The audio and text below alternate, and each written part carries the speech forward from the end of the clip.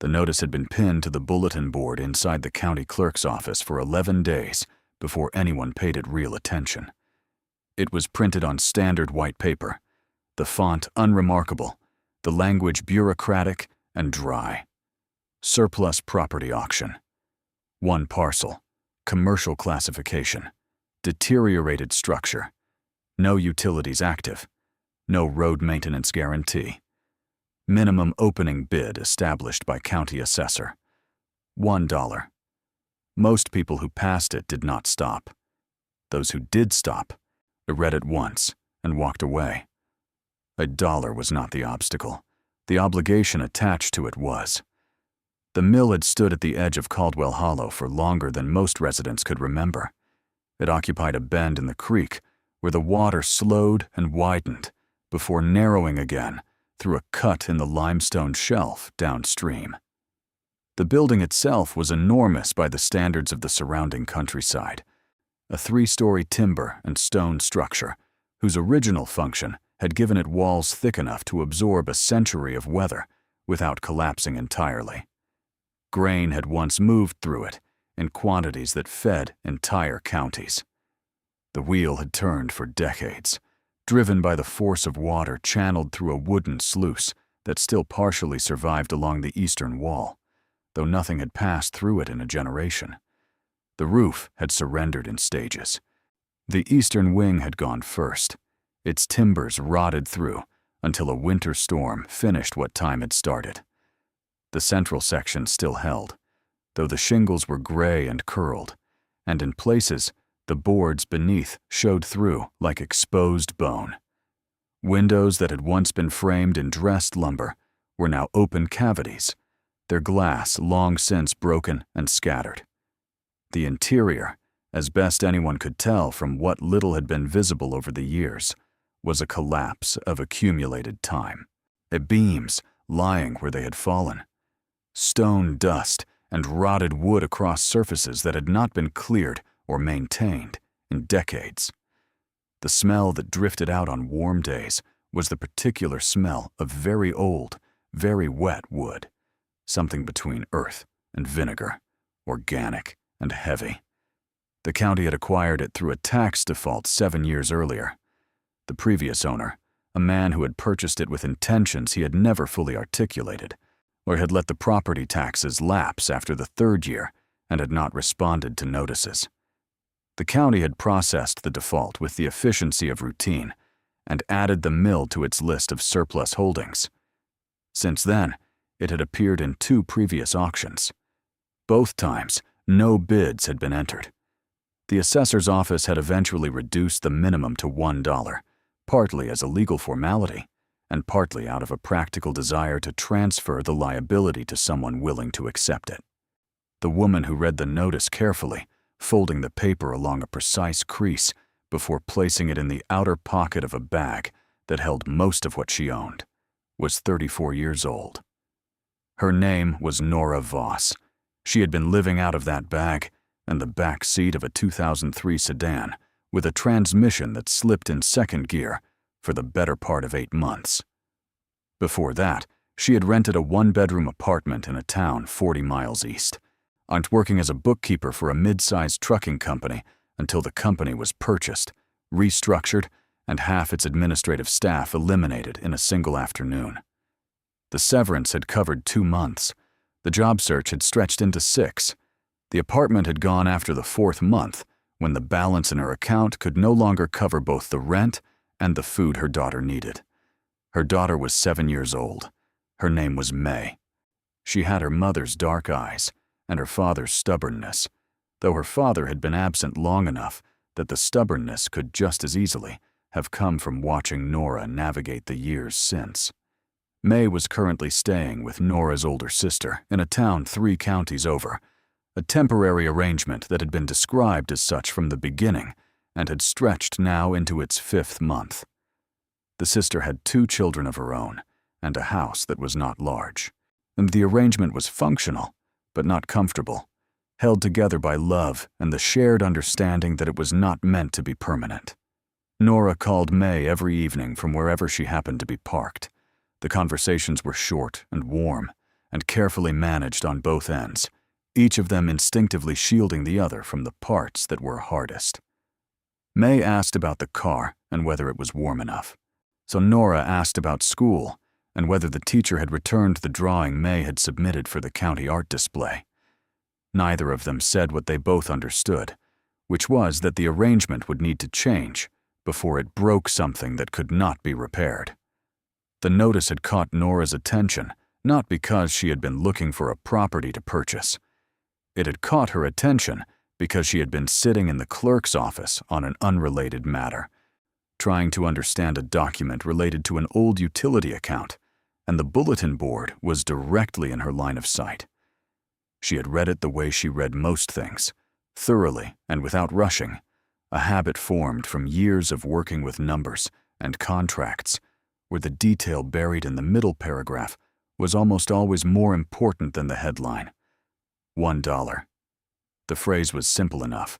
What followed it was more complicated, and the property would transfer in its current condition. The county accepted no liability for its structural state or any environmental concerns that might be associated with the land.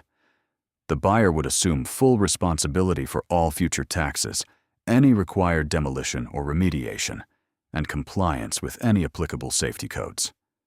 The auction was scheduled for the following Tuesday at 10 in the morning at the county courthouse, room 14.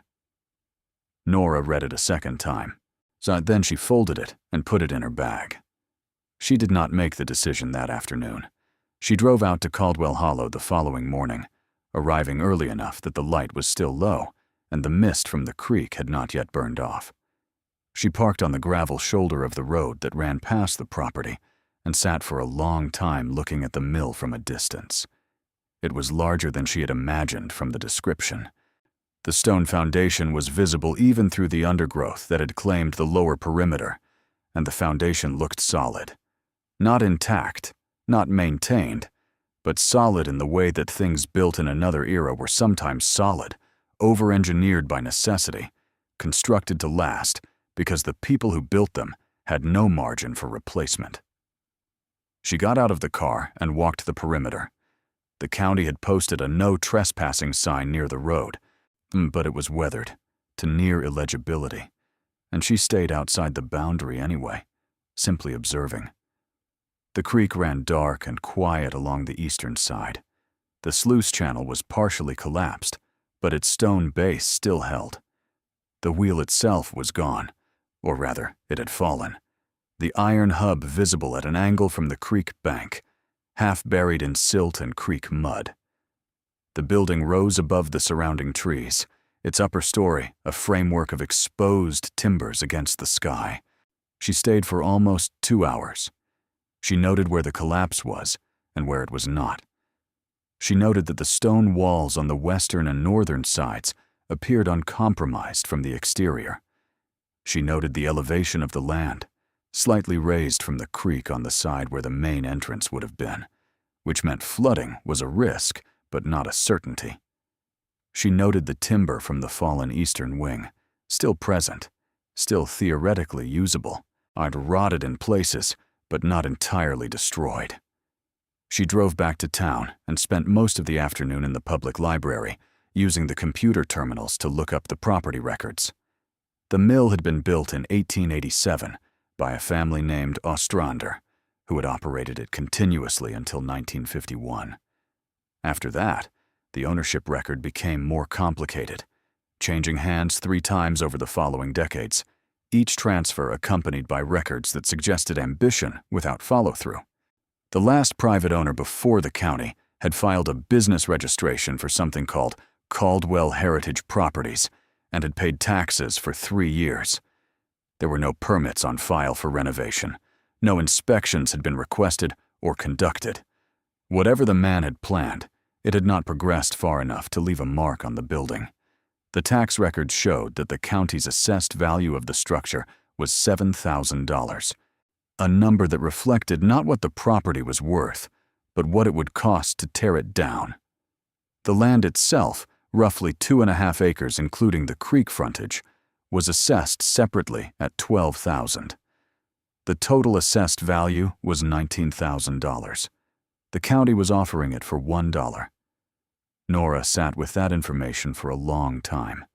She understood that assessed value and market value were not the same thing, and that both were different again from actual utility. What she was trying to determine was not whether the property was worth money in any conventional sense, but whether it was workable, whether it was something she could use. The idea that had been forming since she first read the notice was not fully articulated even to herself. It was more a direction than a plan. She had bookkeeping skills and a precise mind and very little capital. She had no prospects in the towns where she had been looking, some where her applications had been submitted and acknowledged and then quietly set aside.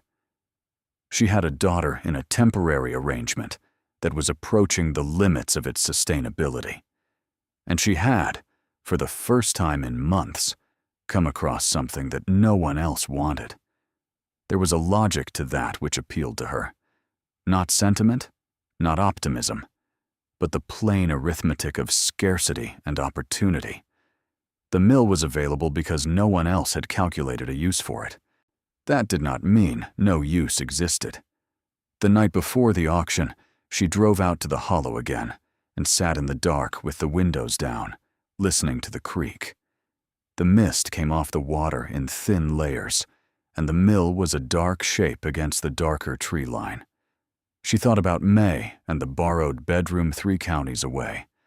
She thought about the length of the winter ahead and the transmission that slipped in second gear. When she thought about the 11 jobs she had applied for in the past 3 months, and the 3 interviews, and the 2 rejections, and 1 non-response. She thought about the foundation, which looked solid from every angle she had been able to observe. In the morning, she drove to the courthouse and arrived at room 14 at 9:45. There were 4 other people in the room when the auction began. 2 of them were together, as a couple who sat in the back row and spoke to each other in low voices, consulting a printed page. One was a man in a jacket that suggested he worked for some kind of development firm, who looked at his phone repeatedly and left before the mill was called. The 4th was an elderly woman, who seemed to be attending out of interest rather than intention. The auctioneer read the property description without particular energy. He noted the current condition, the transfer of liability, on the minimum bid. He asked if there were any opening bids. There was a brief silence of the kind that often preceded administrative formality rather than genuine competition. Nora raised her hand and said $1. The auctioneer looked at her with the mild expression of someone who had processed stranger things. He asked if there were any further bids. There were none. He brought the gavel down. The couple in the back exchanged a glance. The elderly woman folded her hands in her lap. Nora Voss signed the transfer documents at a folding table, while a county clerk stamped and initialed in the appropriate places. The man at the table told her the property taxes would be assessed on the current calendar year basis, and that she would receive a bill in the spring. He told her the county had no record of active utility connections, and that she would need to apply through the relevant providers independently. But he told her she was responsible for any structures on the property, and that the county recommended she conduct a professional safety assessment before entering the building. She thanked him and folded the deed into her bag alongside the original notice. She drove to the mill that afternoon. She parked in the same spot on the gravel shoulder and sat for a moment, looking at the building that was now, in whatever complicated and qualified sense the county's paperwork could make it so, hers. The word felt strange to apply to something so large and so broken, but it was accurate, and accuracy had always mattered to her.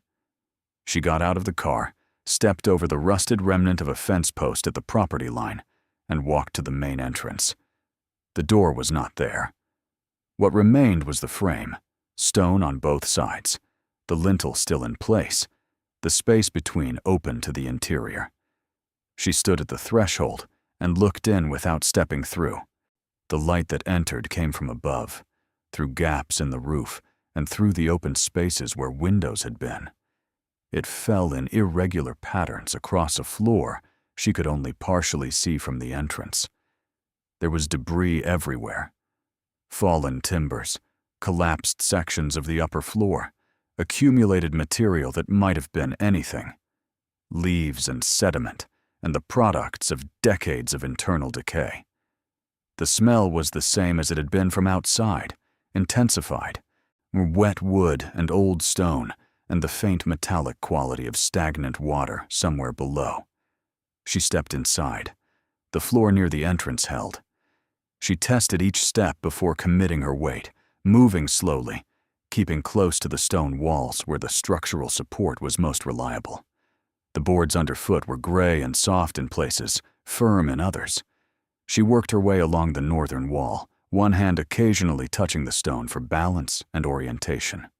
The wall was cold and slightly damp, the mortar between the stones dark with absorbed moisture, but the stones themselves did not shift or flex. The foundation was doing what it had been built to do.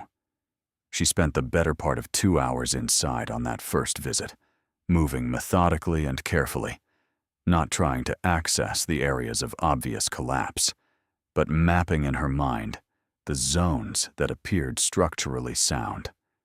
The eastern section was impassable, the floor having given way entirely in a cascade that had brought part of the second story down with it. The central section was uncertain, the floor intact in places, but creaking in ways that discouraged weight. The western section was more promising. The floor there was laid in wide planks of what looked like oak, darker than the rest, and while they were worn and dusty, they gave under her steps with the flecks of living wood rather than the brittleness of rot. It was in the western section that she first noticed something that did not fit the surrounding decay. Near the center of that part of the floor, in a space that might once have served as an office or storeroom, there was a section of flooring that was different in character from everything around it. The planks there were not the same width as the others. They ran perpendicular to the direction of the surrounding boards, a detail easily missed in the low light and the general disorder of the space, but visible once the eye had calibrated to the pattern. The wood was darker still, stained, or treated in a way the rest of the floor had not been, and the joints between them were tighter than the gaps elsewhere in the building, sealed rather than merely fitted together. She crouched and looked more closely. The boards had no obvious handles, no visible hardware, no indication that they were meant to be lifted, but they sat with a deliberateness that felt different from the rest of the floor, a section defined not by damage or accident, but by intention. She did not try to open it. She did not have the tools, and the light was fading. She stood, took a photograph with her phone, and noted the location relative to the north wall and the window opening behind her. She drove back to town slowly, the transmission slipping once as she accelerated through an intersection. She parked in the lot behind the library where she had spent several nights that week and sat with her phone, looking at the photograph she had taken. The image was not clear. The low light had flattened the details, but the anomaly was still visible. The perpendicular run of the boards, the sealed joints, the different quality of the wood. She called May that evening at the usual time. May asked whether the new place was good. Nora said it needed work. May asked if it was going to fall down. Nora said it had a very good foundation, and that foundations were what mattered most in buildings, the same way they mattered most in most other things. May considered this and said she had learned in school that old buildings sometimes had tunnels underneath them. Nora said that was interesting and asked how the art project was coming. After the call, she sat in the dark with the windows down and thought about the sealed floor. She thought about why a section of flooring in an abandoned mill would be constructed with more care than the surrounding surface. She thought about the history of the building, the family that had operated it for 60 years, the way that places used for production and trade sometimes accumulated things that were not formally recorded. She thought about the thickness of the stone walls, which had impressed her from the first time she had seen them from the road, and about the word the county clerk had used when processing the deed. Liability. The word had a different resonance now. Liability could mean expense. It could mean obligation. In the language of property and law, it could also mean something concealed that the previous holder no longer wished to be responsible for. She did not allow herself to follow that line of thinking too far. She had learned, through the discipline of working with numbers and accounts, that speculation was only useful when it could be tested, and that premature conclusions were more dangerous than uncertainty. What she knew was limited and concrete. She owned a building that no one else had wanted. The building had an anomalous section of floor. She did not yet know what it meant. What she knew with greater certainty was that the building had walls that held, and a foundation that was solid, and a creek that ran year-round alongside it. And she knew that the assessed value of the land alone exceeded the purchase price by a factor that would have been laughable if it were not simply true. She knew that she had signed paperwork that morning that represented the first thing she had owned outright in 8 months, and that the feeling of that, however complicated and provisional, was different from everything that had preceded it. In the morning, she called her sister.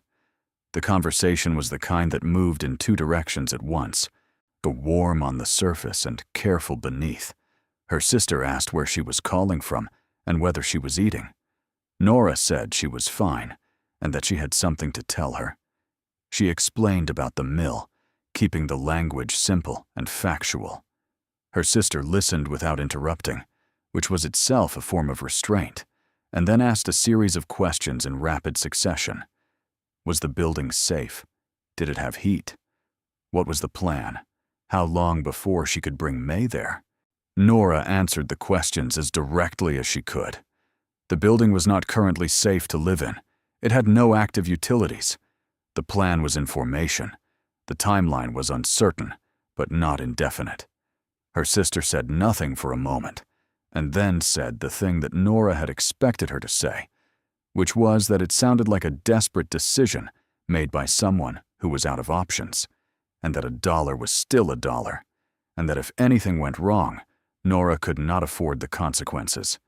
Nora said that was accurate, and that she was going back to look at it again today.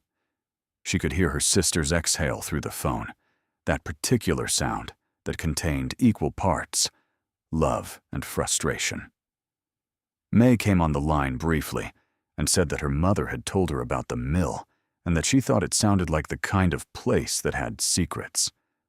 Nora laughed, a real laugh, and said that May might be right about that. After the call, she drove to a hardware store in the nearest town and purchased a flashlight with extra batteries, a pry bar, a pair of heavy work gloves, and a notebook with a stiff cover. She spent what the purchase required and did not allow herself to calculate what remained. She returned to the mill in the early morning, arriving before the mist had cleared. The building looked different in the sharper light of the following day, neither better nor worse, but more defined. And she could see now where the stone was sound and where it had begun to separate, where the timber framing had shifted and where it retained its original alignment. She stood at the entrance for a moment, orienting herself, and then moved directly to the western section. The anomalous floor was exactly as she had left it. In the better light, the details were sharper. The perpendicular boards were cut from a different timber, denser and darker than the surrounding planks. The joints between them, she could see now, were not merely tight, but sealed, filled with a material that had darkened and hardened over time into something close to stone. She ran her gloved finger along one joint and felt the resistance of it, solid and deliberate. This had not happened by accident or by the natural compression of old wood. Someone had sealed this floor intentionally. She mapped the section carefully before doing anything else, onto measuring its approximate dimensions by stepping its edges and noting the results in her notebook. Roughly 8 feet by 6 feet in the southwest corner of the room, bordered on 2 sides by the stone walls. The border where the sealed section met the surrounding floor was subtle but consistent. A slight change in elevation, perhaps a 1/4 of an inch, enough to suggest the sealed section had been laid over something rather than into the same plane as the rest. She worked the edge of the pry bar into the joint at the northern boundary of the section, applying pressure slowly and evenly. The sealed material resisted, then gave slightly, a hairline crack opening in the compound. She worked along the joint for several minutes, moving in increments, letting the leverage do the work rather than forcing it. The old wood groaned but did not splinter. The sealed material crumbled in sections as the bar found purchase. When she had worked the full length of the northern edge, she felt the floor section shift, not by much, a fraction of an inch. But it moved with the particular quality of something that had been designed to move, something fitted rather than fixed. She paused, breathing steadily, and looked at what the edge of the pry bar had revealed. Beneath the sealed joint, where the section met the surrounding floor, there was a gap. Not the irregular gap of warped or rotted wood, but a clean, a deliberate gap, consistent in depth, as if the section had been constructed to sit within a frame rather than alongside it. She directed the flashlight into the gap and saw, at the depth of perhaps 3 inches, the surface of something that was not wood. The surface was stone, not the rough fieldstone of the walls or the mortared limestone of the foundation, but cut stone, flat and smooth, fitted with the same deliberate care as the floor above it. Why, it was the surface of something constructed to be covered and to remain covered. She sat back on her heels and looked at it for a long time. The creak ran outside, audible through the open window frame. The light moved in the building as a cloud passed somewhere above the broken roof. She could feel the cold of the stone through her gloves.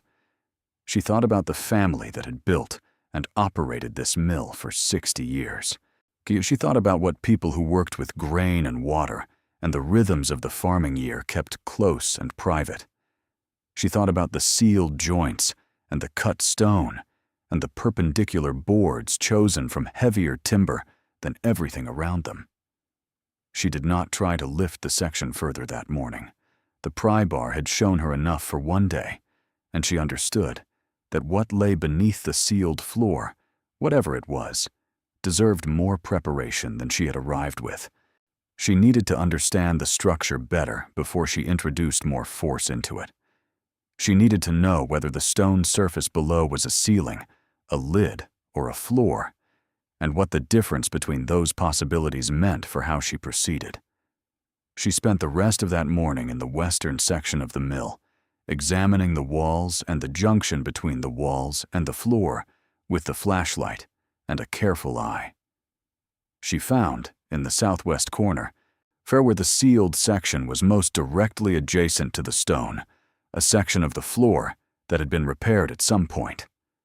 The repair was old, done in a different timber than the surrounding boards, but it was clearly a repair, placed over an original that had been removed or altered.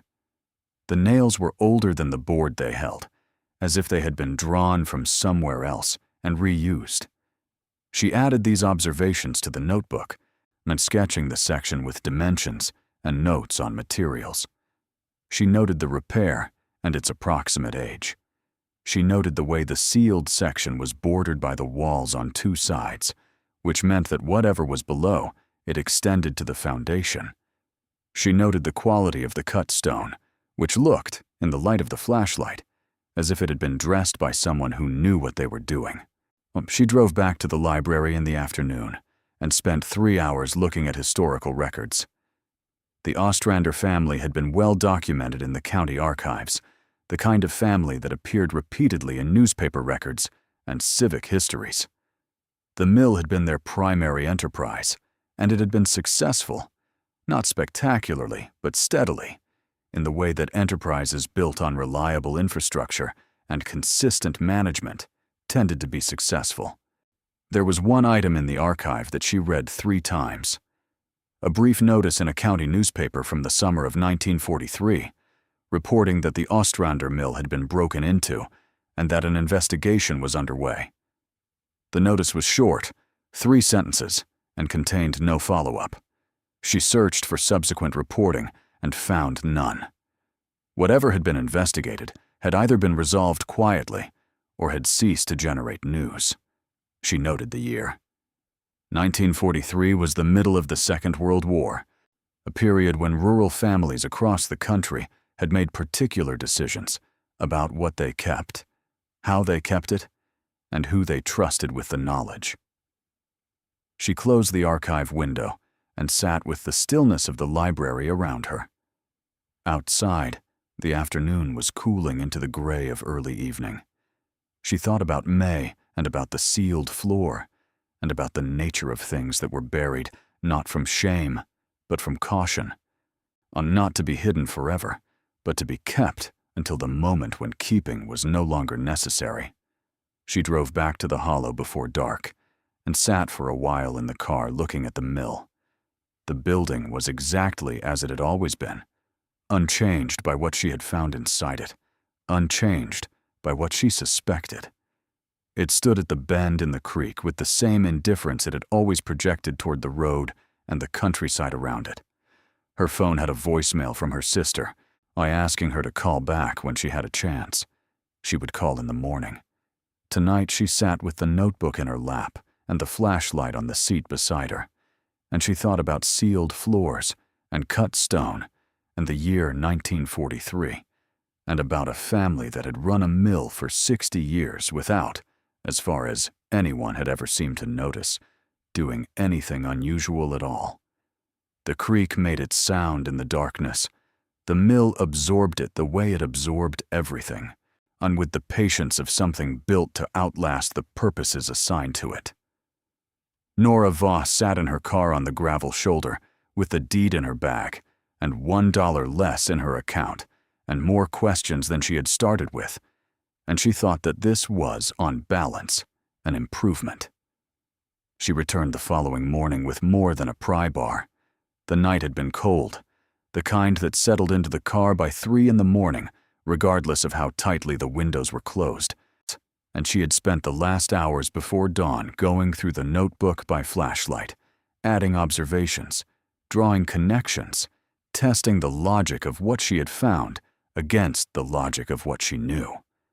By the time the sky began to lighten, she had a list of tools she needed and a sequence of steps she intended to follow, and the discipline of the list had done what lists always did for her, which was convert anxiety into procedure.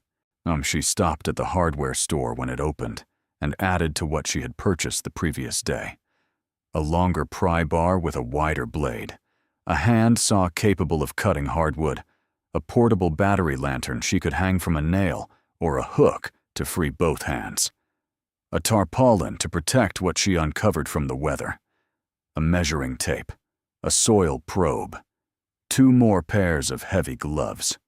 She bought a pack of granola bars and a large coffee from the gas station next door and drove to the hollow without stopping again. The mill received her the same way it always did, with the indifference of old stone and the sound of the creek below the eastern wall.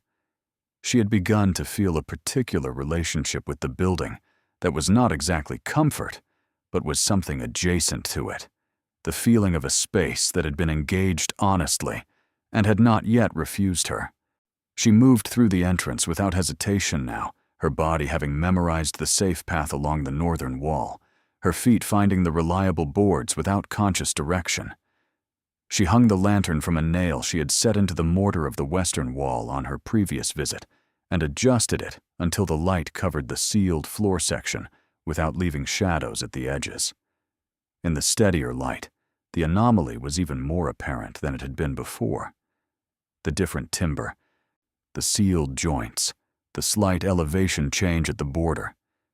She photographed the section again before touching anything, working from multiple angles, documenting the state of it as she had found it. The habit was the same one she had applied to accounts and records throughout her working life. You recorded the condition before you altered it, because once you altered it, the original state existed only in memory, and memory was not evidence. She worked the pry bar along the eastern edge of the section next, the edge she had not touched the previous day. The sealed compound gave the same way it had before, in crumbling increments, the hairline crack widening gradually as the leverage increased. She worked slowly, pausing frequently, listening to the mill around her. Wind moved through the open window frames in irregular pulses. The creek below maintained its constant register. The building spoke in the low vocabulary of old structures, the periodic tick of cooling stone, the faint groan of timber under its own weight. None of it was alarming. It was the sound of a building that was old and tired, but had not given up. When she had freed all four edges of the section, she felt it settle slightly, dropping a fraction into the frame beneath it, and understood that it had been held in place not by the sealed joints alone, but by the slight compression of the surrounding floor pressing against its sides. Now that the joints were open, the section rested on whatever was beneath it, freed from the surface that had held it flush. She fitted the pry bar into the northern edge, the widest gap, and applied upward pressure. The section lifted on that side, 2 inches, 3, and she moved quickly, unfitting a length of scrap timber she had brought as a prop into the gap before it could fall back. The section rested on the prop at an angle, and in the opening that now existed between its lifted edge and the frame below, she directed the lantern. What the light showed her stopped the breath in her chest for a full second. Beneath the sealed floor was a staircase. Stone steps, cut from the same material as the surface she had seen the previous day, descending into darkness at an angle that suggested a depth of at least 10 feet below the mill floor. The steps were clean, or nearly so. A thin layer of dust on the surfaces, but not the accumulated sediment of a space that had been open to the elements for decades. The walls on either side of the staircase were stone, fitted and mortared with the same precision as the floor above. The ceiling of the passage was low, barely visible from this angle, but clearly present. This was not a root cellar or a drainage channel. This was a room. She held the position for longer than was strictly necessary, one hand on the pry bar, the lantern in the other, looking at the steps. She was aware of her own heartbeat, in a way that she rarely was, a rapid, physical awareness that was distinct from fear. What she felt was closer to the sensation she had experienced on the morning she had submitted her name to the auctioneer, the moment before the gavel came down, on when the decision had been made, and the outcome was about to become real. She propped the section open further, using a second piece of timber to stabilize it, and then sat back and looked at what she had uncovered with a steadier eye. The staircase was not recent work. The stone bore the patina of significant age, discolored in the way that stone discolored when it had been in a stable environment for a long time, not damp and mossy, but dry and darkened. The mortar between the wall stones was old, not the modern gray of recent pointing, but the cream-colored mix of an earlier formulation.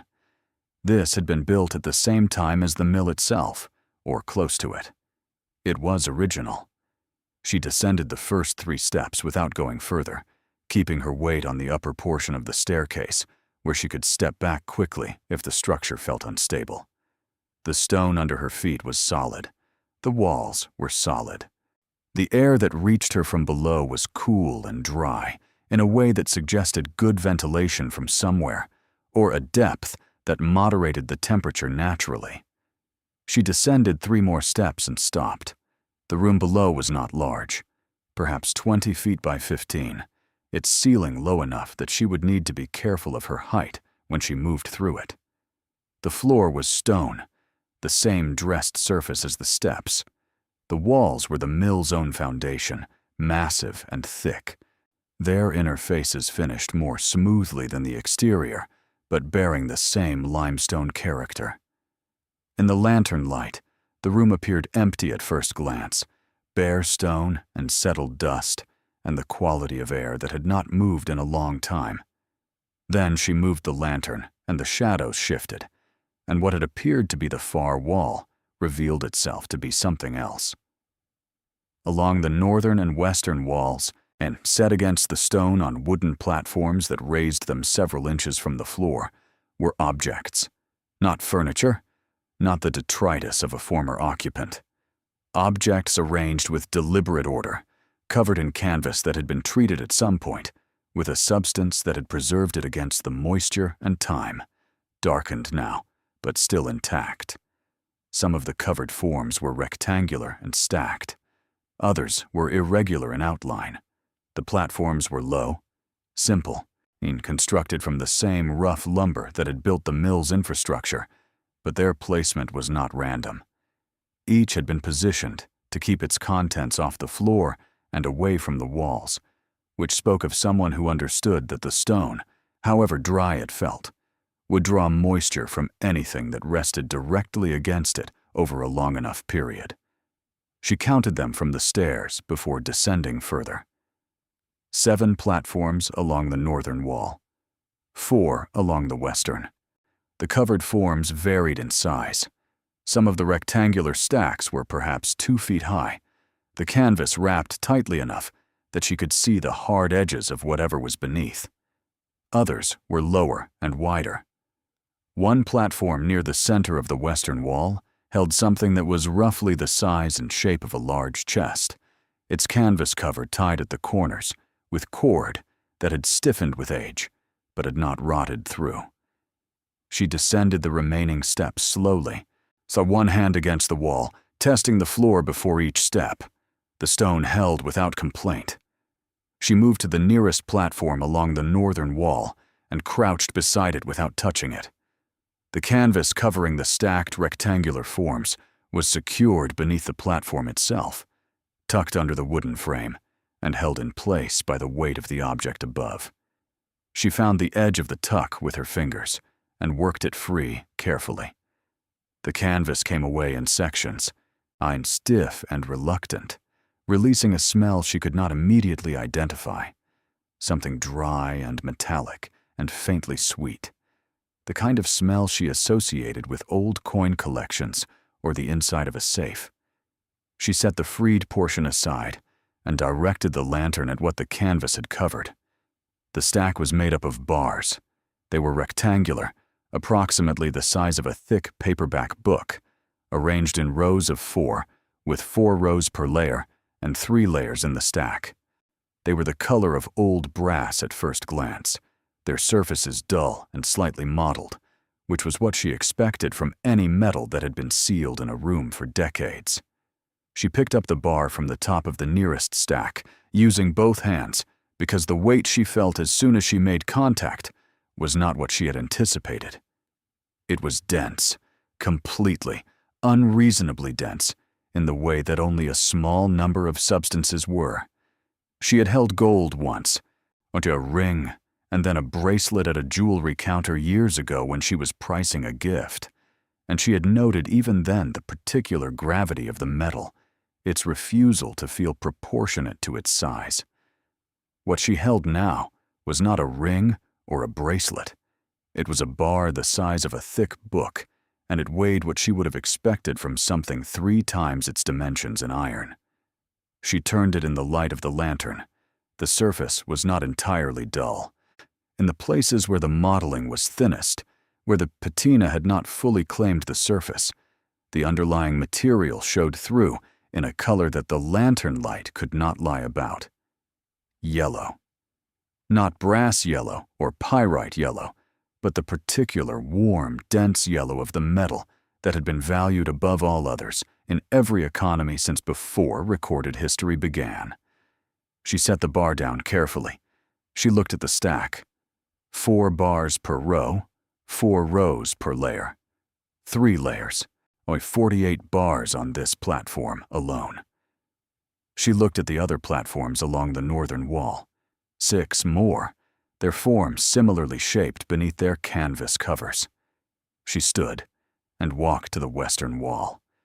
The irregularly shaped forms there revealed themselves, when she freed the edges of their canvas, to be not bars, but vessels. Metal containers of varying size, their lids sealed with a material similar to the compound above the sealed floor. She did not attempt to open them.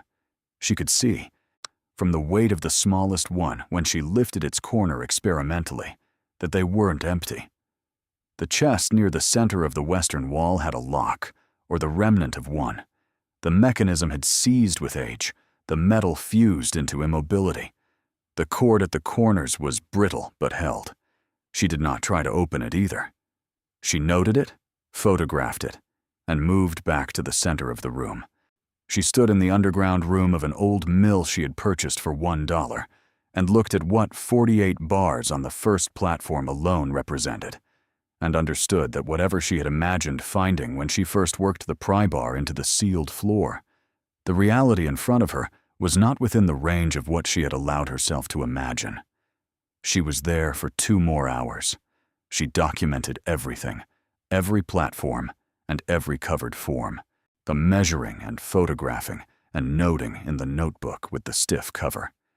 She did not uncover everything, the sealed containers and the chest she left as she found them. The bars on the first platform she recovered carefully, replacing the canvas as closely as she could to its original position. She understood with a clarity that came from the same part of her mind that had once balanced accounts for a living that what she had found was not a reward. Not yet. It was a responsibility. When she ascended the staircase and lowered the sealed section back into its frame, she worked the edge of the pry bar to repress the surrounding seal material as best she could. The compound would not hold, as it had before. The hairline cracks she had made were visible, but from a casual inspection, from any distance beyond arm's length, the floor appeared much as it had when she first saw it. She gathered her tools and the tarpaulin and moved to the entrance and stood at the threshold, looking back into the western section for a long moment. The lantern was off. The sealed floor was in shadow. The room looked like every other room in the building, broken and old and empty. She walked to her car and sat in it without starting the engine for a long time. The first thing she felt wasn't joy. It was not even relief. What she felt, before anything else, was a sharp and very specific fear of making the wrong decision. She had lived through enough complicated situations to know that the moment you discovered something valuable was also the moment you became most vulnerable to the mistakes that people made, when they were frightened or overwhelmed or simply not prepared for the scale of what they were managing. She had seen it in the accounts she had kept. The way windfalls were handled poorly, not because people were foolish, but because nothing in ordinary life prepared you for the particular pressure of sudden, massive change. She needed information before she needed anything else. Not about the value of what she had found. She had enough arithmetic to understand that even a conservative estimate of the bars alone would produce a number that was difficult to think about clearly, but about the legal and procedural reality of her situation, on who owned what she had found, what her rights were, what was required of her. These were not abstract questions. They were the questions on which every subsequent decision would turn. She drove to the county seat and used the public computer at the library to search for 3 hours. She read state and federal statutes on treasure trove law, abandoned property law, and the rights of landowners in relation to objects found on acquired property. The law was not simple, and it varied in ways that mattered. In some states, the finder of buried treasure on private property they owned held clear title. In others, the nature of the abandonment and the question of whether a prior owner's heirs could make claims complicated the picture significantly. She was not a lawyer, and she understood that she was reading statutory language with the tools of a bookkeeper, which was to say, carefully, but without the training to know what she might be missing. What she understood after 3 hours was that she needed a lawyer. Not eventually, immediately. Before she moved anything, disclosed anything to any official body, or made any statement to anyone about what she had found. She searched for attorneys who handled property law in the state. She was looking for someone whose practice included mineral rights, estate disputes, and found property, the intersection of those three areas being where her situation most clearly lived. She made a list of 4 names from directory listings, and then spent an additional 30 minutes reading whatever she could find about each of them. She was looking for someone who had handled cases where the interests were complex and the pressure external, someone who had not settled quietly in every matter they had taken on. She found a name that appeared twice in contexts that suggested the right combination of qualities. A woman based in the county seat, in practice for 18 years, whose listed areas included property disputes, estate recovery, and what the directory described as complex asset situations. She had appeared as opposing counsel in 2 matters involving municipal agencies, which meant she was comfortable with institutional pressure. Nora called the number from the parking lot. The call went to a receptionist who asked for her name and the nature of the matter. Nora said it was a property matter involving a recent acquisition and that it was urgent. The receptionist put her on hold for 4 minutes and then came back and offered an appointment for the following morning at 9. She thanked the receptionist and confirmed. Then she sat in the car and called her sister. The conversation was the hardest one they had had in months, not because of what her sister said, but because of what Nora chose not to say. She told her sister that the mill had turned out to be more significant than she had expected, and that she was meeting with a lawyer in the morning. Her sister asked if she was in trouble. Nora said no, the opposite. Her sister asked what that meant. Nora said she would explain more after the meeting. Her sister's silence lasted long enough to communicate something she did not put into words, and a mixture of concern and hope, and the particular restraint of someone who had been asked to be patient too many times. May came on the line at the end of the call and said she had won the art display. Nora said that was wonderful and that she would put it on the wall. May asked what wall. Nora said she was working on that. The night was long. She ate a granola bar and drank water and sat with the notebook.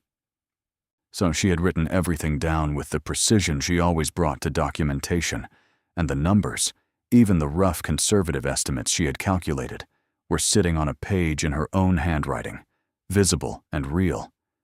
She looked at them for a while, then she closed the notebook. In the morning she was at the law office on time, wearing the cleanest version of what she had available, her hair pulled back, the notebook under her arm, and her face carrying the composed expression she had practiced in the rearview mirror during the drive. The waiting room was small and quiet. There were 2 framed prints on the walls and a table with a water carafe on it. She poured a glass and held it without drinking. The attorney came out to meet her at 9 exactly. She was perhaps 50, with an unhurried manner that Nora recognized as the product of confidence rather than indifference. They shook hands, and Nora followed her into an office that was organized in a way that suggested its occupant processed a high volume of complex material without allowing it to become disorder. The attorney asked her to describe the situation from the beginning. Nora did, in sequence, without embellishment and without omission. She had learned in years of bookkeeping that the narrative you gave the professional across the table was most useful when it was accurate, because the professional's job was to help you, and inaccurate information only helped the other side. She described the auction, the deed, the condition of the property, the discovery of the anomalous floor, the staircase, and what she had found in the room below. She placed the notebook on the desk and turned to the pages with her measurements and photographs and estimates and left them open. The attorney listened without interruption, which was itself a quality Nora noted and valued. When Nora finished, the attorney looked at the photographs for a moment and then looked up. She asked how certain Nora was of what she had seen. Nora said she had handled 1 bar and that its weight, density, and color under direct light were consistent with gold. She said she had not tested it further and had not had the bars assayed or appraised. The attorney nodded. She asked whether Nora had disclosed the discovery to anyone in an official capacity. Nora said no. The attorney asked whether she had told anyone at all. Nora said only that she had found the property more significant than she had expected. The attorney was quiet for a moment, looking at the estimates on the page of the notebook. Then she said that Nora had handled the initial discovery correctly in the most important respect, which was that she had not moved, sold, transferred, or officially declared anything before consulting legal counsel. She said that the next steps were critical and that several of them needed to happen in a specific sequence before any public disclosure was made. She explained the legal framework in terms that were clear and unpatronizing. Under the state statutes, property acquired through a valid public auction with a clean deed transfer, including all structures and fixtures, presumptively included objects within or attached to those structures. The prior owner's failure to respond to tax default notices over a multi-year period and the county's subsequent proper public auction process gave Nora's ownership a strong legal foundation.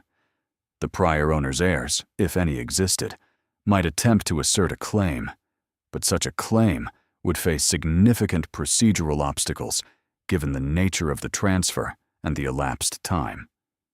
There were no federal treasure trove statutes that would preemptively claim the find, as those applied primarily to shipwrecks and archaeological sites meeting specific definitions.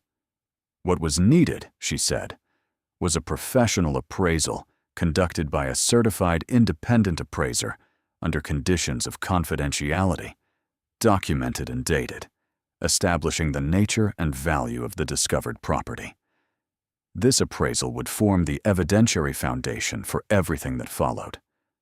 Before the appraisal, Nora should file an inventory declaration with her attorney, creating a dated record of the discovery prior to the appraisal.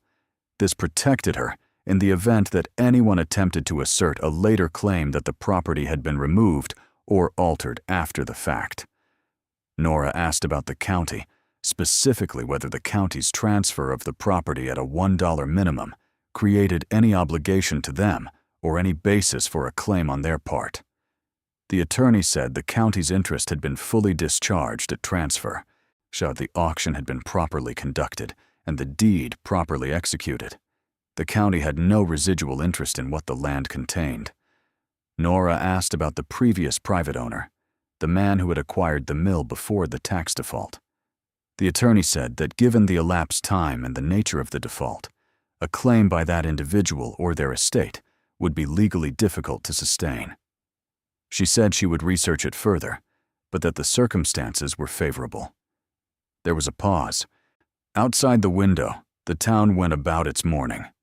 The attorney looked at the photographs one more time and said something that Nora had not expected, which was that she had been practicing law for 18 years and had handled a number of situations involving found property and estate disputes and disputed assets, and that in her professional opinion, based on what Nora had described and documented, the situation was unusual in a way that was, for once, unusual in Nora's favor.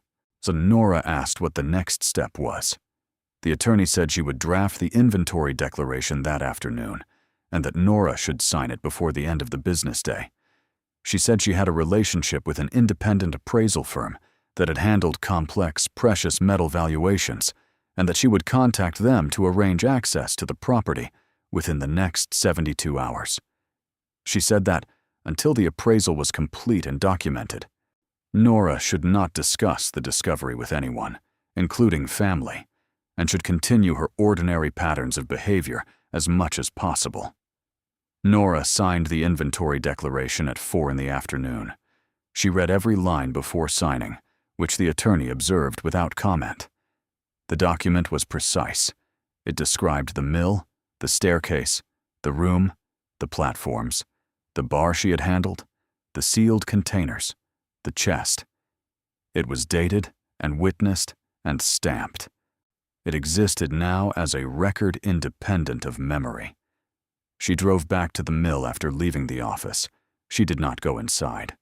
She sat on the gravel shoulder, as she had the first evening, and looked at the building in the fading light. The creek ran. The stone walls held. The sealed floor was sealed again. She thought about what the attorney had said about the situation being unusual, in a way that was, for once, unusual in her favor. She had carried the accumulated weight of the past 8 months in a way that had compressed her expectations to almost nothing. The compressed expectations of someone who had learned not to count on things before they were certain.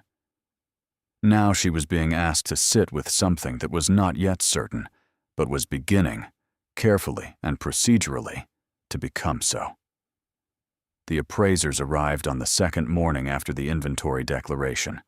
2 of them, a man and a woman, who carried cases of equipment and spoke to each other in the shorthand of long professional collaboration. The attorney was present, and a second attorney from the same firm whose role was to document the process independently. Nora led them into the mill and to the western section and showed them the sealed floor. The male appraiser examined the floor surface for several minutes before they opened it. He asked questions about the sealed compound, so about when she had first observed it, about the condition it had been in before she worked the pry bar into it. He noted the answers without writing them down, which suggested he was building a mental model rather than a record. His partner was already photographing the surface with equipment considerably more advanced than Nora's phone. When they opened the floor section and descended the staircase, the silence in the room below lasted longer than Nora expected. She stayed at the top of the stairs, listening, watching the lantern light move across the stone ceiling as they moved through the space. She heard the canvas being carefully removed. She heard the sound of equipment being placed. She heard nothing that told her what they were concluding. After 40 minutes, the male appraiser came back up the stairs and stood in the western section of the mill with his hands at his sides. He looked at Nora for a moment before he spoke, and he said that they would need additional time to complete the analysis and that a formal written report would follow within 10 days. He said that he wasn't able to provide specific valuations verbally before the report was complete.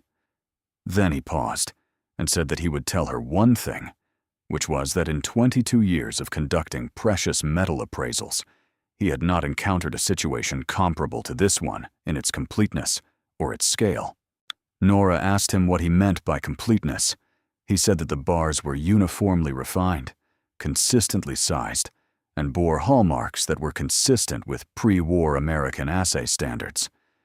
He said the sealed containers held coins of varying denomination and origin, the oldest of which were predating the mill by a significant period, which suggested they had been accumulated over time and placed here as a collection. He said the chest contained documents and additional sealed materials that would require more careful analysis.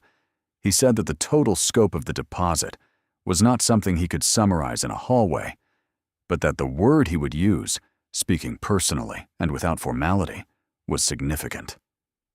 The female appraiser appeared at the top of the stairs behind him.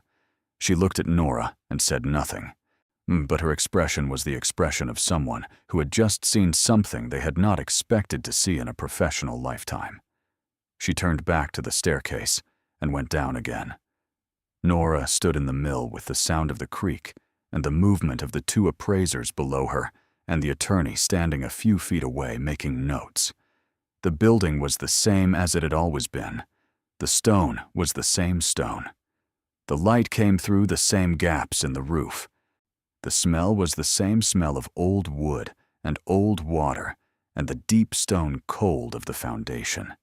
She thought of May, drawing something to put on a wall that did not yet exist, winning the art display in a school 3 counties away, asking whether the new place was going to fall down. She thought about the foundation, which was what she had told May was the thing that mattered most. She thought about the year 1943 and the family that had operated this mill for 60 years, and the break-in that had been investigated and then disappeared from the newspaper record. She thought about what it meant to seal a floor over something you were keeping safe in a time when safety was not guaranteed and trust was a scarce resource. She thought about the dollar, the single dollar that had transferred the deed from the county to her name, the dollar that no one else had offered, because no one else had looked at the thing closely enough to imagine that looking closely was worth the effort. She descended 3 steps into the staircase and looked into the room. The appraisers worked quietly and methodically, their equipment producing readings she could not interpret, their voices low and professional. In the lantern light, the covered forms on their platforms cast long shadows against the stone walls of the foundation. The room was cold and dry and very still. She had been sleeping in a car for 8 months. Her daughter was drawing in a borrowed bedroom 3 counties away. Her transmission slipped in second gear. She looked at the room beneath the floor of a building no one had wanted, and she understood for the first time since the notice had been pinned to the bulletin board inside the county clerk's office that the arithmetic of her situation had changed. Not quickly, not simply, not without the procedures and the declarations and the 10-day report and the legal steps that would follow, but changed. The foundation had been there all along. She had simply been the one to look. The report arrived on the 9th day. She had been counting them, not obsessively, not with the kind of counting that prevents sleep and crowds out ordinary thought, but with the quiet awareness of someone who understood that a document existed and that its contents would determine the shape of everything that came after. She had gone about the intervening days with as much normalcy as her situation permitted, which was limited, but not absent.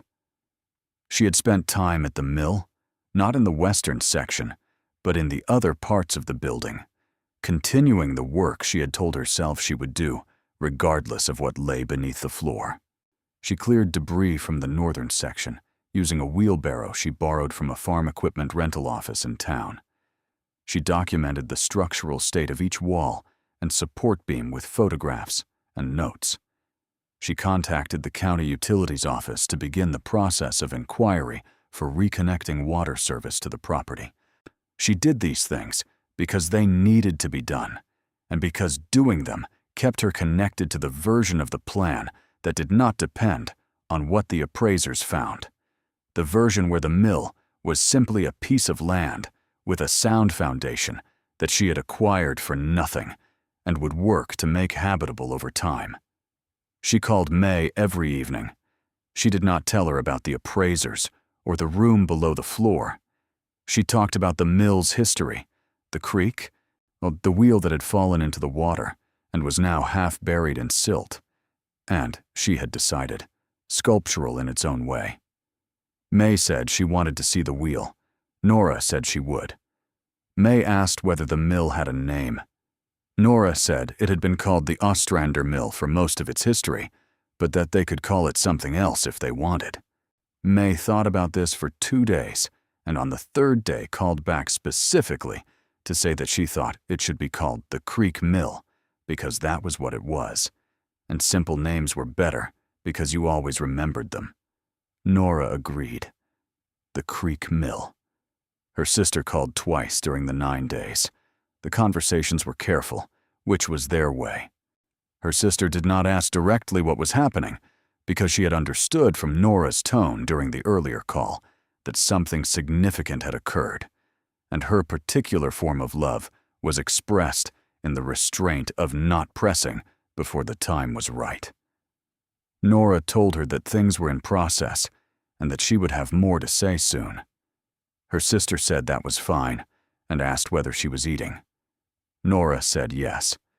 Her sister said good, and that May had started reading a chapter book at night, which was new, and that the school had requested to keep May's winning drawing for a display in the main hallway for a month. Nora said that was wonderful and meant it entirely. On the 9th evening, the attorney called. She said the report had arrived and asked whether Nora could come to the office in the morning. Her voice was professional, measured, exactly as it had been during every previous interaction. But there was a quality beneath the professionalism, a careful steadiness that carried its own information, the steadiness of someone who had read the report and understood what it required of them in terms of composure. Nora said she would be there at 9. She did not sleep. She sat in the car in the library parking lot with the windows cracked and the notebook on her lap, and thought about what the appraiser had said. Significant. Complete. 22 years and nothing comparable. She had held those words at a careful distance during the 9 days, refusing to let them expand into the territory they were pointing toward, because expansion before confirmation was a form of preparation for loss that she could not afford. Now the report existed, and in the morning she would read it, and whatever number was on its pages would become the number she had to manage. She thought about the word manage. It was the right word. Not enjoy, not celebrate, not even feel. Manage. Because what she had found was not a gift without consequence. It was a responsibility that had arrived in the shape of sealed bars on wooden platforms in the foundation of a building that no one else had wanted. And responsibility was not something you felt first. It was something you organized yourself around. She was at the attorney's office at 8:50. The receptionist showed her in without asking her to wait. The attorney was already at her desk, so the report was on the surface in front of her, a document of considerable thickness, its pages bound with the clean formality of professional appraisal work. She looked up when Nora entered and gestured to the chair across from her. Nora sat down. The attorney said that she had read the report in full the previous afternoon, and that she wanted to go through the key findings with Nora in sequence before presenting the summary valuation. And she said this in a tone that suggested the sequence mattered, that the number at the end would be better understood in the context of what led to it. Nora nodded. The attorney opened the report to the first section.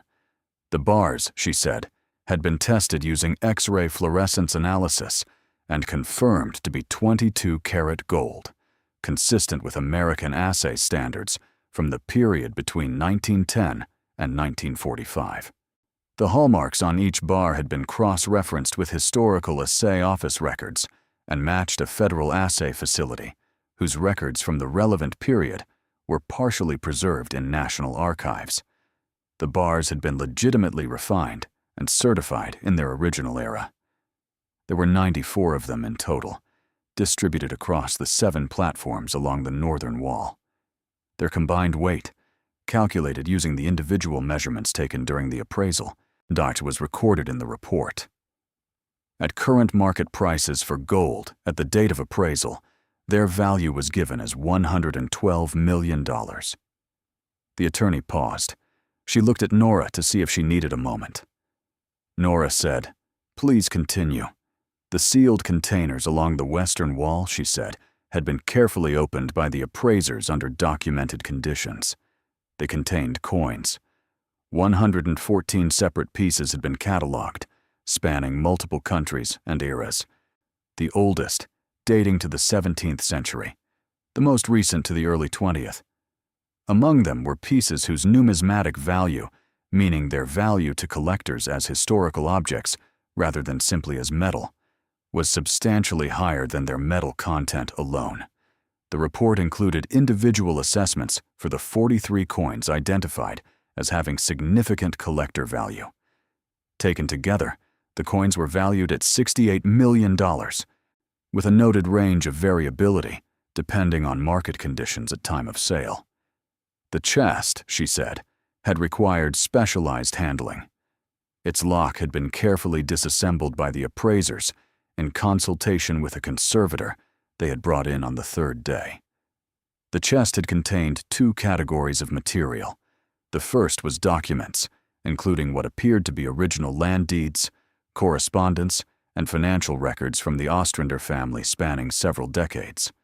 These had been carefully preserved in oilcloth wrapping inside the chest and were in a condition that a historical archivist, whom the appraisers had contacted for a preliminary assessment, described as remarkable. Their historical value was significant, but was not included in the monetary summary. The second category was bonds. Bearer bonds, specifically, issued by 2 American railroad companies in the late 19th and early 20th centuries. 12 of them, to their face values denominated in amounts that had been substantial at issuance.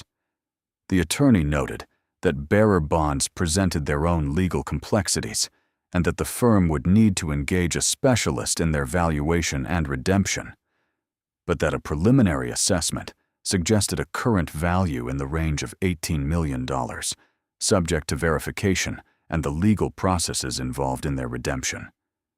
The attorney set down the page she had been reading from and looked at Nora. She said that the total summary valuation, representing the combined assessed value of the gold bars, the coin collection, and the preliminary bearer bond estimate, was $198 million in gold and numismatic assets alone, with the bond figure pending further analysis. She said that including the bonds at the preliminary estimate, the figure was $216 million. She said that these were appraisal figures, and that actual realized value through sale or redemption would depend on market conditions, the method of sale, and various other factors that the firm would assist in managing. She said that the land itself, the 2.5 acres with creek frontage, had been assessed separately now that its condition was better understood, and its revised assessed value was $240,000. She closed the report and folded her hands on top of it. There was a silence in the office that was different from other silences. Outside, the town was conducting its mourning. Traffic passed. Someone's delivery arrived. The ordinary sounds of an ordinary day moved through the walls of the building. Nora looked at the cover of the report. She looked at the attorney's hands folded on top of it. She thought about the granola bar she had eaten in the car that morning.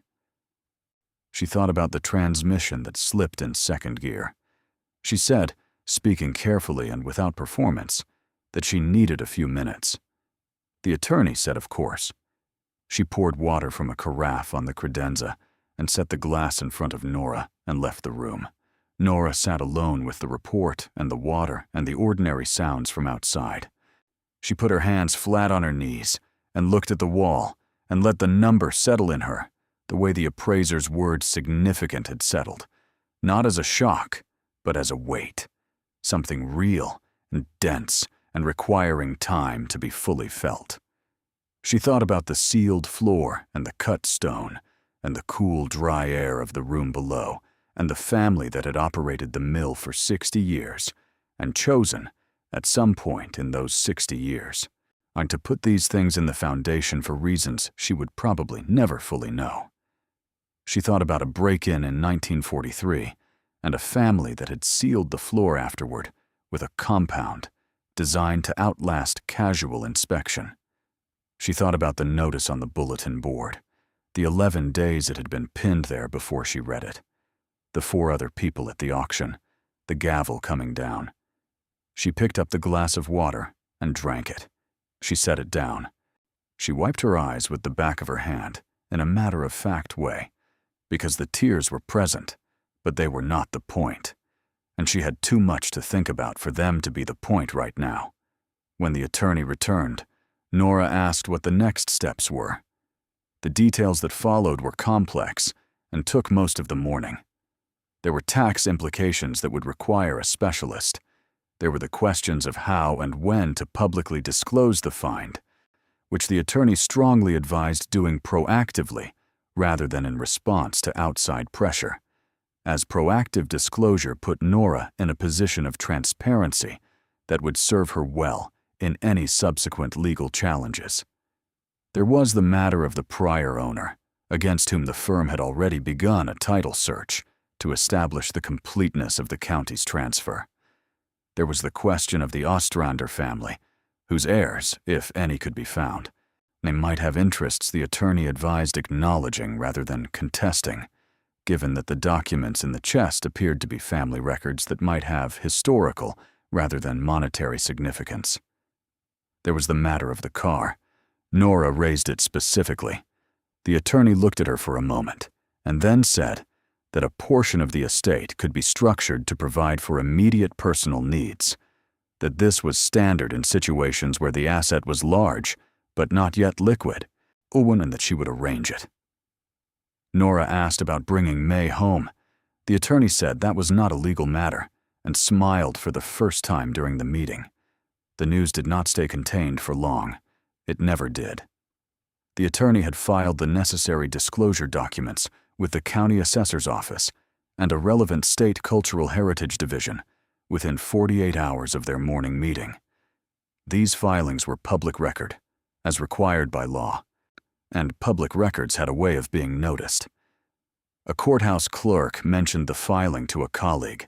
The colleague mentioned it at home. A local reporter, a young woman who covered municipal affairs for the county paper, and who had the instincts of someone who would not remain in that position for long, filed a request for the associated documents 3 days after the disclosure was made. The story appeared first in the county paper, then was picked up by the regional wire service, and then appeared on the websites of 2 larger state papers within the week. The headline in the county paper was accurate and without embellishment. It said that a woman who had acquired the Caldwell Hollow Mill property through a county surplus auction had discovered a significant deposit of gold, coins, and historical documents in a sealed underground chamber within the structure. It said the discovery was under legal review and that a certified appraisal had been conducted. It said the appraised value of the find was in excess of $200 million. The town had a particular way of processing extraordinary information, which was to disbelieve it loudly before believing it quietly. In the days immediately following the story, the conversation at the hardware store and the diner and the counter of the parts supplier on the eastern edge of town moved through a predictable sequence. The first stage was dismissal. The people who had driven past the Caldwell Mill for years and had formed a settled opinion of it as a derelict structure of negative value did not easily revise that opinion on the basis of a newspaper article. The second stage was skepticism applied to Nora specifically. She was not from the county originally. She had lived out of a car. She had bought a building for $1. These facts were assembled into a narrative that emphasized her eccentricity and implicitly questioned her judgment and her account of events. The third stage, which arrived more slowly, was the beginning of acknowledgement. It began with people who had enough familiarity with the law and with property to understand that a certified appraisal filed with the county assessor's office was not a rumor or a claim. It was a document. Documents could be examined. Several people examined it. A retired accountant who had lived in the county for 40 years read the full appraiser's report when it became available through the public filing and called his son to describe what he had read. A woman who had attended the auction and had been present when the gavel came down told anyone who asked what she had seen, which was a single woman who had raised her hand and said $1 and received no competition. These accounts began to layer themselves over the earlier skepticism, on eroding it gradually. There were people who had known about the auction and hadn't bid. This was a more complicated position to occupy than the position of someone who had simply read about the discovery after the fact, and it produced a particular discomfort that expressed itself in various ways. Though a man who had considered the property seriously enough to drive past it twice before deciding it was not worth the legal liability it represented, told his wife that the building had looked completely unsound from the road, and that no reasonable person could have anticipated what was inside. His wife agreed. The man thought about this for several days and then said nothing further about it. So a couple who had sat in the back row of the auction and consulted their printed page and ultimately passed was mentioned in the young reporter's follow-up article, which described the auction room and its attendees in some detail. They did not respond to the reporter's request for comment. Nora was aware of the town's processing in the way that she was aware of most things, which was to say, analytically, and without particular distress. She had not expected warmth or congratulation, and she had not been part of the town in the way that generated warmth. She had been a woman in a car on a gravel shoulder, observing a building. The town's opinion of her situation had not influenced her decision, and did not now influence her equanimity.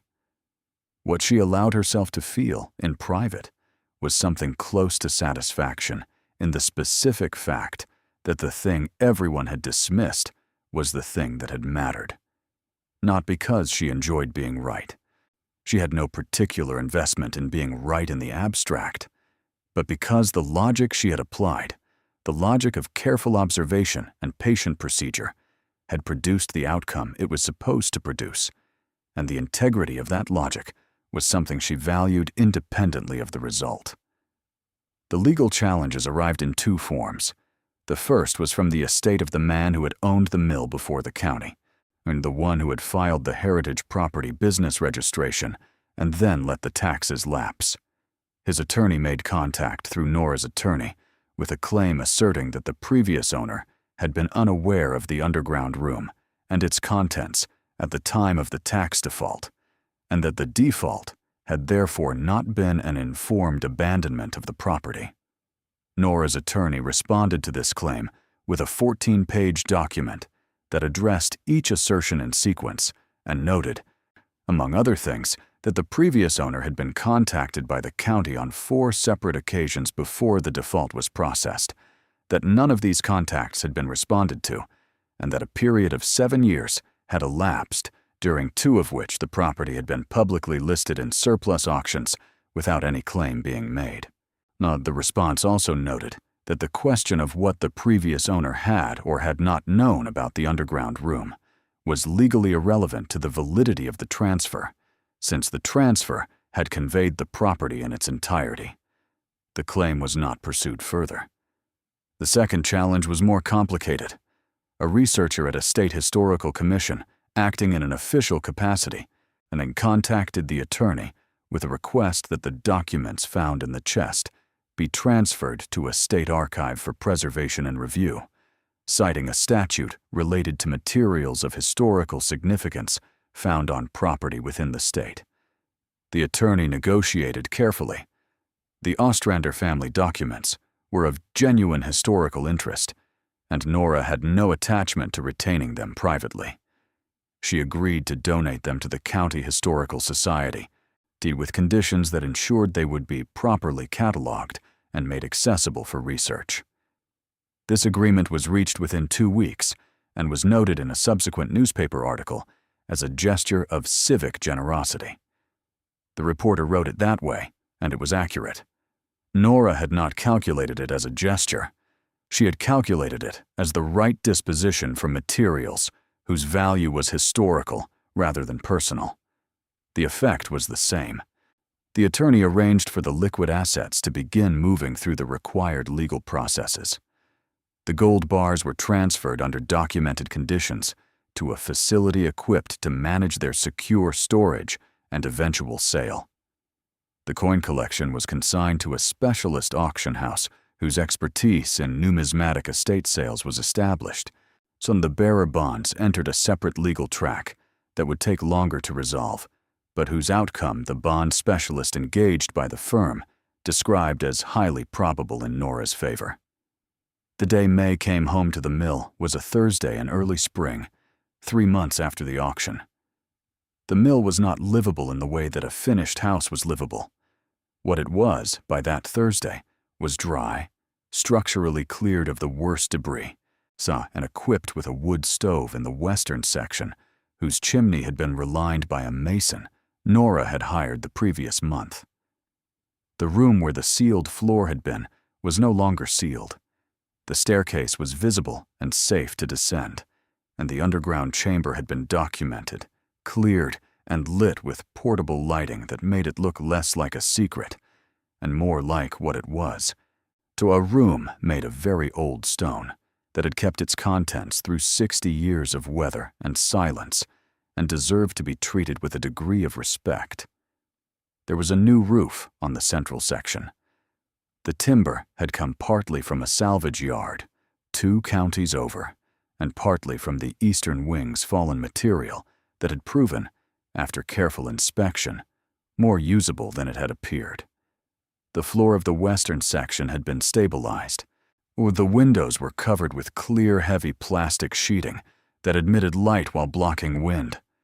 There was a mattress on a platform in the corner of the western section, and a small table and 2 chairs.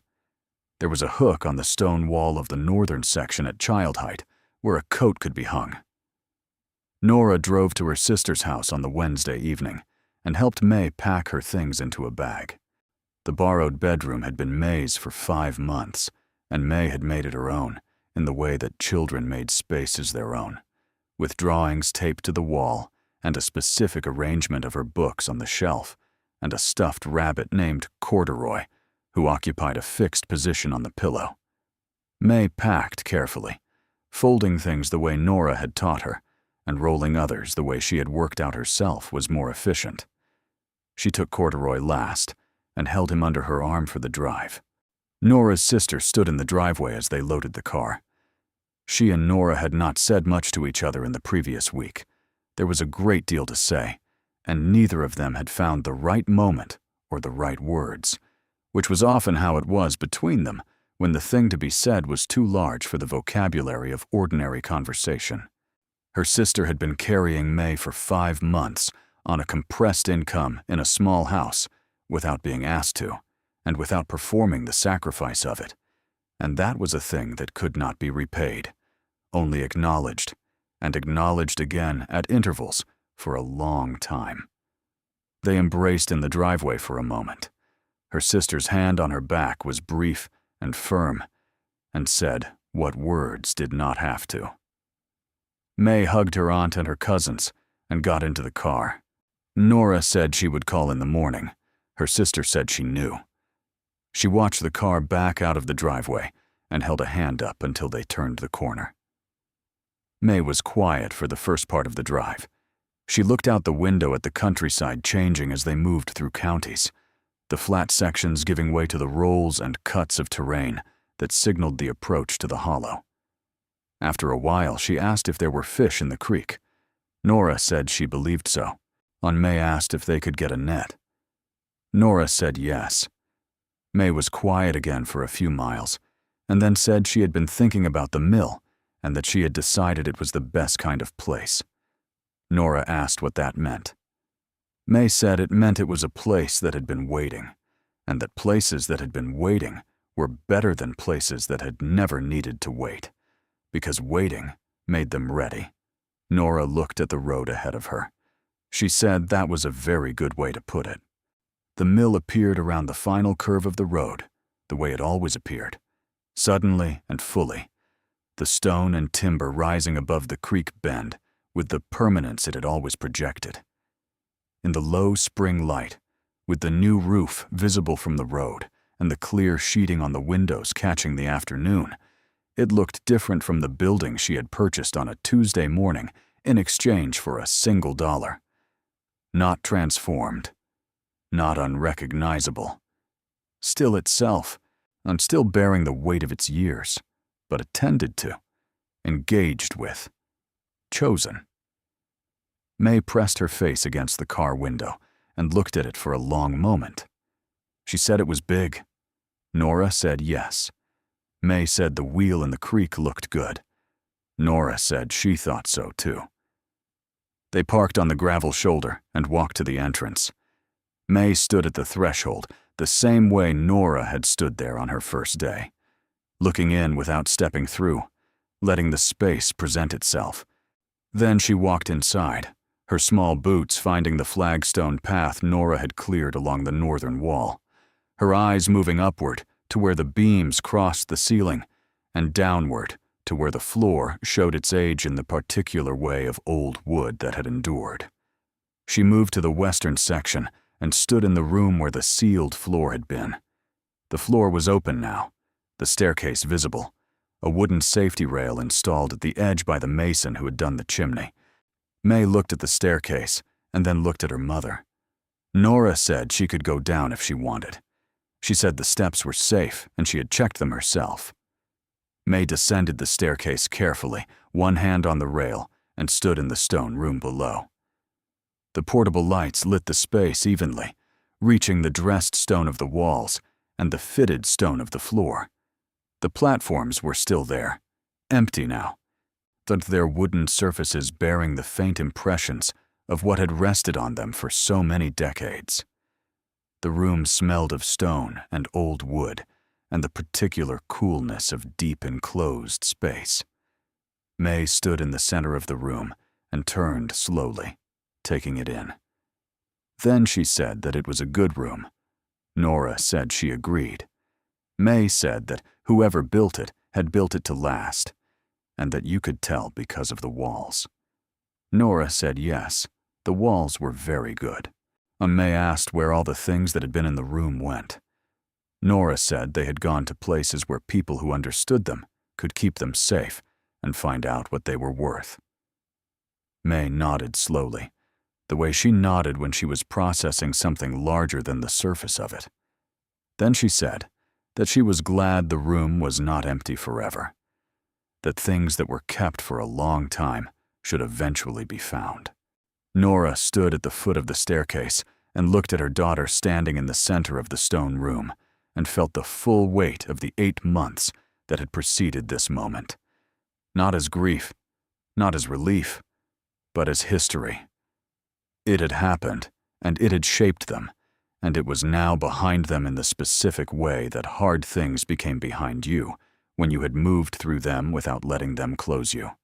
She thought about the sealed floor and the compound, in the joints and the deliberate perpendicular boards chosen from heavier timber. She thought about the family that had built this room and the room above it, and the wheel that had turned the water and the grain that had moved through the building for 60 years.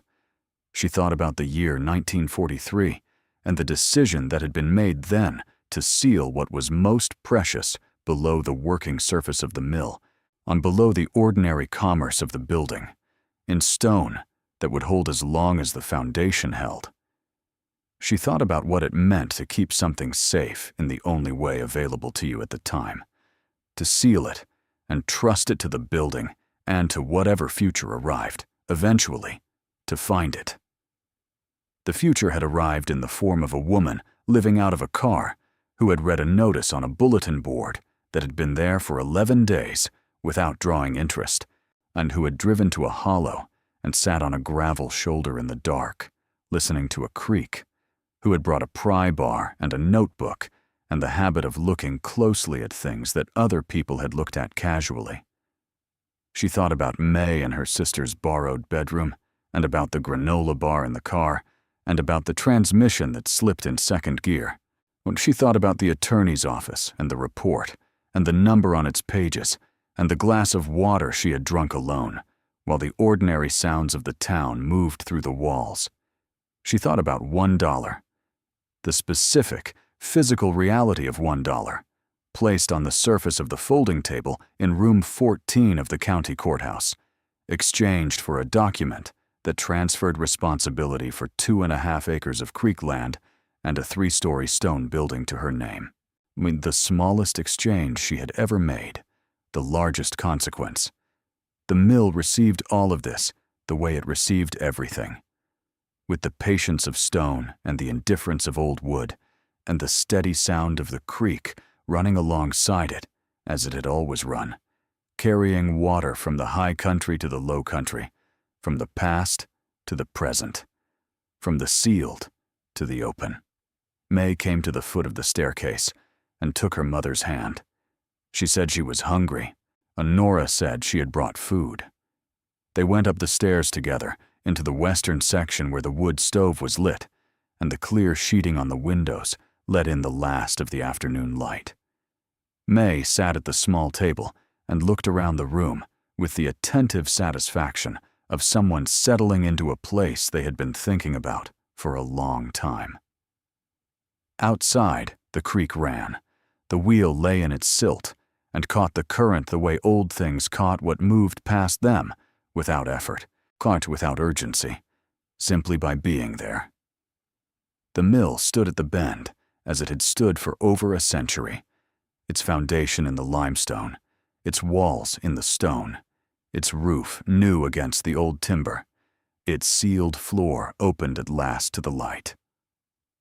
Nora set food on the table and sat across from her daughter, in the room that wasn't finished, but was beginning, in the building that wasn't restored, but was known, on the land that had cost her $1 and had given back something that no number could fully contain, though the appraisers had tried their best.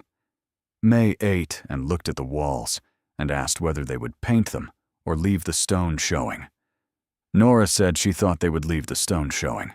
May said good, because stone was better than paint. You could see what it had been through. Nora looked at her daughter and at the stone, and at the light moving through the clear sheeting on the windows, and did not say anything for a moment. Then she said yes. That was exactly right. You could see what it had been through, and that was better. The creek ran outside in the hollow, where no one had thought to look, and everything had been waiting. 6 months after the gavel came down in room 14, the road to Caldwell Hollow was paved. Not the full county road, which had always been maintained in its basic way, but the final quarter mile that turned off toward the creek, the stretch that had been loose gravel and mud ruts for as long as anyone in the surrounding area could remember. A crew came out on a Tuesday in late summer and worked 3 days. By Thursday evening, the surface was smooth and gray and still smelled of new asphalt in the warm air. Nora stood at the edge of it and looked at the line it made through the trees toward the mill, and thought about the morning she had first driven that stretch in a car whose transmission slipped in second gear, the gravel loud beneath the tires, the building appearing around the final bend as if it had been waiting to be noticed. The car was gone. Not abandoned, not left somewhere out of necessity, but traded in at a dealership in the county seat on a morning when the transaction had felt more ceremonial than practical. She had not needed anything expensive or impressive. She had needed something with a transmission that worked in all its gears and enough room in the back for May and May's things, and the particular accumulation of items that a child in a stable home generates, with the confidence of someone who expects the items to remain where they are placed. While the man at the dealership had asked whether she wanted to look at the higher trim options, and she had said no, this one was fine, and driven away in something clean and reliable and utterly without drama, which was exactly what she had wanted. The mill was not finished. It would not be finished for some time, and she had made her peace with that in the way that she had made her peace with most things, which was to understand it clearly and then work within it rather than against it. What the mill was, 6 months later, was inhabited. That was the right word. Not renovated, not restored in the careful historical sense that the Preservation Society and the county seat had twice suggested might be appropriate, given the building's age and its newly prominent place in the local story. Inhabited, lived in, shaped around the people inside it, rather than the idea of what it might become. The western section was fully weather-tight. The new roof had held through 2 significant rainstorms and 1 early-season cold snap that had brought frost to the hollow 3 nights running. The wood stove had been joined by a second, smaller one in the room that May had claimed as her own, a space near the northern wall that received morning light through a window Nora had rebuilt in early summer, using stone she had pulled from the collapsed eastern section and glass cut to measure at a shop in town. The room was not large, but it held May's bed and May's books and May's drawings, which covered 1 entire wall in an arrangement that May had designed and executed herself over the course of a single Saturday, announcing when she was finished that it was a gallery and should be treated as such. There was running water. The connection to the county system had taken longer than expected, requiring an easement negotiation and 2 inspections and a length of pipe that ran beneath the newly paved road. But it had come through in the 5th month, and the morning Nora had turned on the tap in the makeshift kitchen in the western section, and water had run from it cleanly and without interruption. She had stood at the sink for a full minute without moving, her hands under the flow, feeling the specific quality of ordinary things that have been absent long enough to become extraordinary. May had walked in while she was standing there and asked what she was doing, but Nora had said she was washing her hands. May had looked at her for a moment and then said that her mother always stood very still when she was actually thinking about something else. Nora had said that was probably true.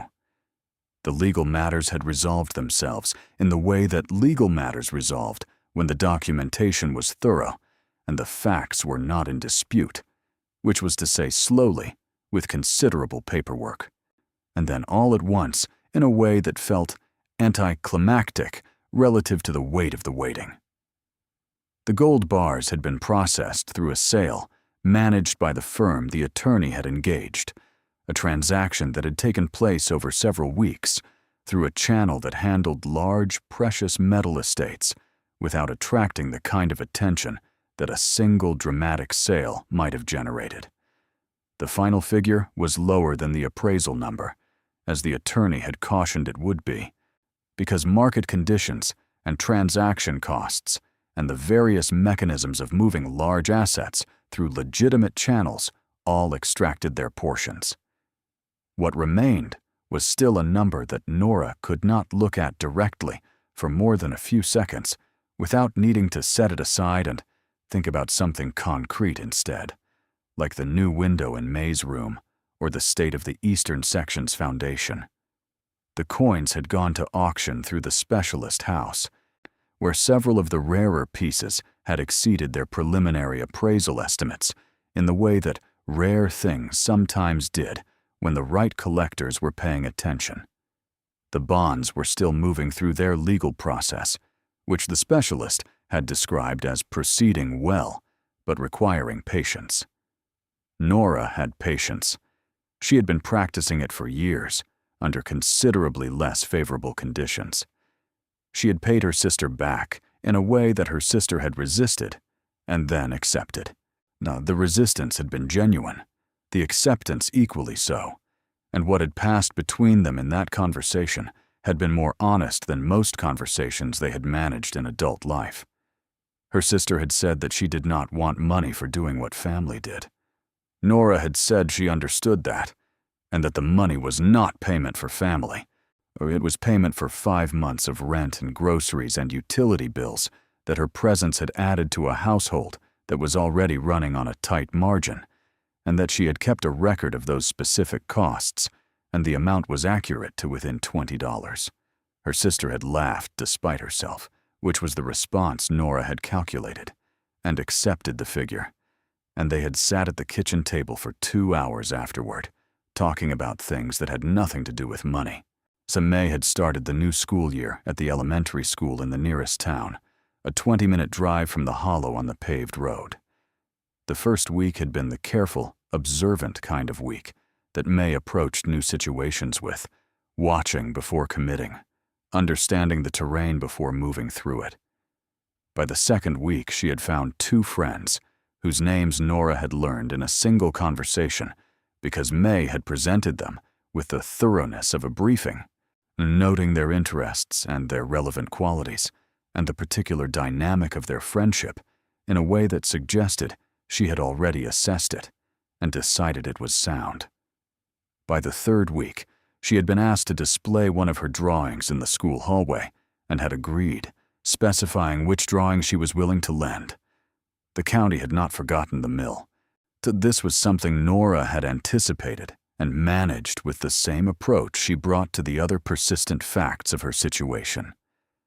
A historical preservation group had formally requested access to the site on 3 occasions, each time received by the attorney with a polite and detailed response outlining the conditions under which educational access might eventually be arranged. The county paper had run a follow-up story in the 4th month, and then a longer feature piece in the 6th, which the young reporter had written with more care than the initial articles, spending time at the hollow and describing the building as it was now, rather than as it had been represented in the public imagination.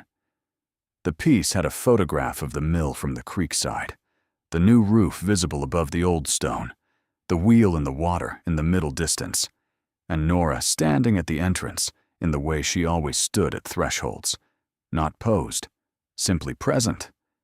The reporter had asked her, toward the end of their conversation, what she thought about the people who had been at the auction and had not bid. Nora had considered the question for a moment. She said she thought about it sometimes, not with any particular feeling toward those individuals, but as a study in how decisions were made. She said that every person who had seen that notice and chosen not to act had made a rational calculation based on available information, and that their calculations had been correct by all the usual measures. The building was a liability. The bid was $1, but the obligation was real. Nothing about the surface of the situation suggested that looking more closely was worth the effort. She said that the only thing she had done differently was to look more closely, and that she had done it not because she was braver or more perceptive than anyone else, but because she had very little left to lose and a specific habit of reading things thoroughly before moving on. The reporter had written that down. The eastern section of the mill was still collapsed. Nora had hired an engineer in the 5th month to assess its structural viability. She and the engineer had spent 2 days on the property and produced a report that identified which portions of the eastern wing could be rebuilt using the existing foundation and which portions would need to be cleared and started again. The report was on the table in the western section alongside Nora's notebook, its pages annotated in the margins in her precise handwriting. She looked at it sometimes in the evenings, after May was in her gallery room, reading or drawing. And she made notes about sequences and costs and timelines, and she felt toward it the same way she had felt toward the notice on the bulletin board before she folded it into her bag. Not excitement, not certainty, but the particular quality of attention that she brought to things that repaid being looked at closely. The creek ran through all of it, and through the legal processes and the paved road and the new roof and May's first week of school and the engineer's report and the evenings at the table. It ran the way it had always run, without awareness of the human calculations being conducted along its bank, carrying water from the high country past the bend where the mill had stood for over a century, and continuing south toward the low country where the geography opened up and the water spread and lost the urgency that narrow channels gave it. May went to the creek most afternoons after school. She had acquired the net she had requested and used it with a systematic patience that she had not been taught, but seemed to have arrived at independently, working the shallow edges where the current slowed, on checking what she found and returning most of it, keeping a running count in a small notebook she had designated for the purpose. She had recorded 47 species over the first 2 months, a number she considered a reasonable beginning. She told Nora that the creek was very old, and that you could tell because of how many different things lived in it, and that things that were very old had usually figured out how to hold a great deal at once without losing any of it. Nora had written that down in her own notebook, not because she needed to remember it, because some things deserved to be in writing. The hollow held the evening light longer than the surrounding countryside, the limestone walls of the creek bed and the stone of the mill catching and warming what the sky still offered after the sun had dropped below the ridge. On those evenings, the building looked the way very old things looked in good light, which was to say, exactly like themselves, neither glamorized nor diminished, simply present in their own accumulated reality. Nora sat on the stone step at the entrance on those evenings sometimes, the notebook in her lap or nothing at all, listening to the creak and the sounds of May inside, and the particular silence of a hollow that had always been quieter than the land around it. She was not waiting for anything. That was the thing she returned to most often when she tried to articulate to herself what had changed. Not the money, not the security, not the concrete improvements that were visible in the building and the road and May's room with its gallery wall. What had changed was the waiting. For 8 months, she had lived in a continuous state of waiting, waiting for a job, waiting for a callback, waiting for the transmission, waiting for the situation to improve or at least to stabilize. The waiting had been a second occupation, running beneath everything else, consuming energy she had not had to spare. It was gone now.